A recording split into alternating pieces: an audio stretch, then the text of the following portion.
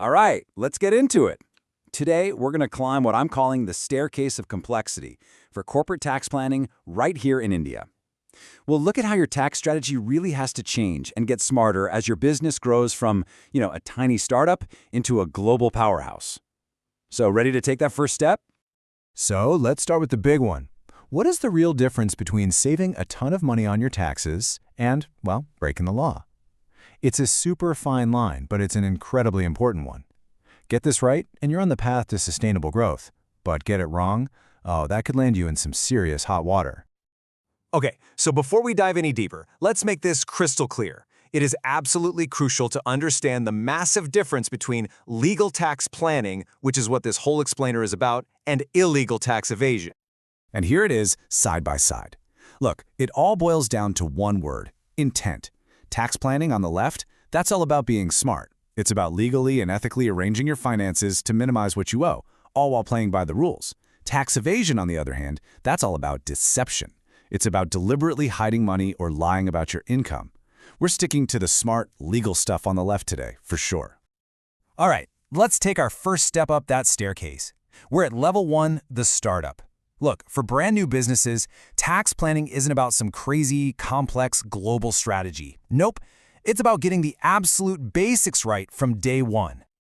And honestly, for any founder out there, this is probably the most important thing you'll hear.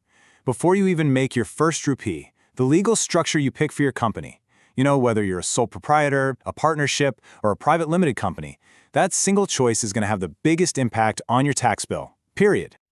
To really see what I mean, let's look at a real-world example. Meet Rajesh. He's a software developer, pulling in about 12 lakhs a year.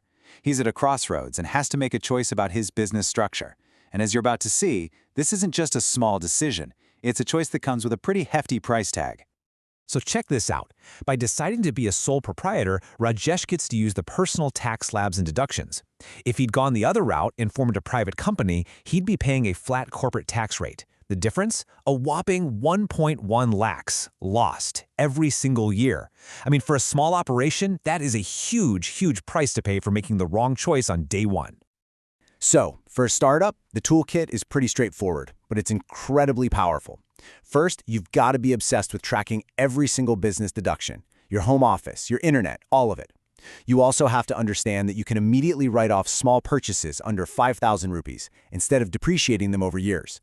And finally, you should definitely look into simplified tax schemes the government offers, because they can make your life a whole lot easier. Okay, time to climb to the next step on the staircase. Welcome to level 2, the scale-up. Your business is growing. You're not just local anymore. Maybe you're in a few different cities or states. And with that growth, things get more complicated. But hey, you also get more opportunities for some really smart planning. And all of a sudden, GST isn't just a tax you pay. It becomes a tool you have to actively manage. For a medium-sized company, getting your GST strategy right isn't just about being compliant anymore. It becomes a key way to manage your working capital and really improve your cash flow.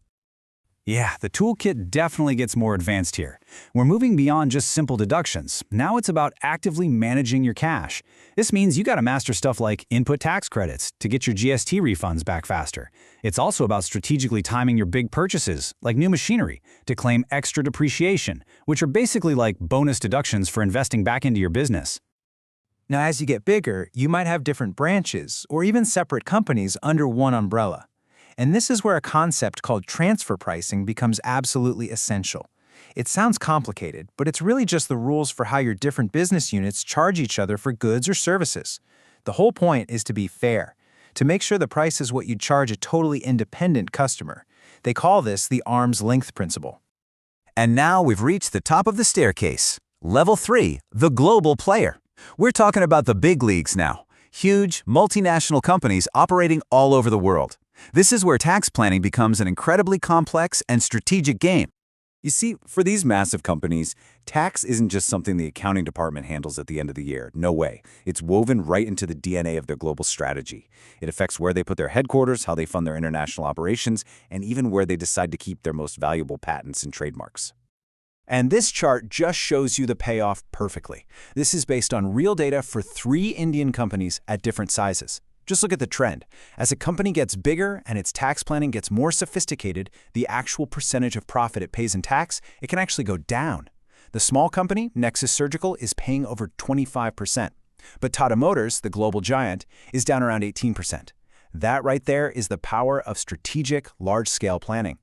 The tool is up here at the top. It's all about one thing: location, location, location.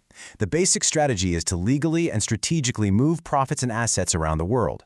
So you might put your manufacturing in a special economic zone to get a tax holiday, use international tax treaties to lower the tax on payments between countries, or hold your valuable patents in a country that has super low taxes on royalties. It's like playing a global chess game with your company's finances.